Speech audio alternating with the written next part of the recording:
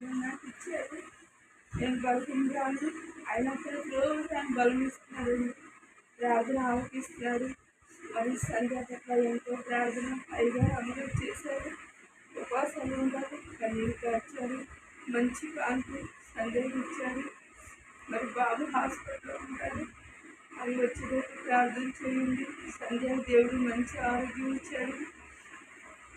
బాబు hospital నుంచి రావాలి. 1,60,000 వేశారు, 60,000 తీశారు. 1,00,000 రూపాయలు కట్టాలి. 1,50,000 కట్టాలండి. 50,000 కట్టి తీసుకెళ్ళమంటున్నారు. మరి వాళ్ళు డిశ్చార్జ్ చేశారు. మరి దేవుడే సహాయం చేసి ఈరోజే బాబు వచ్చేసేటట్టు ప్రార్థన చేయండి.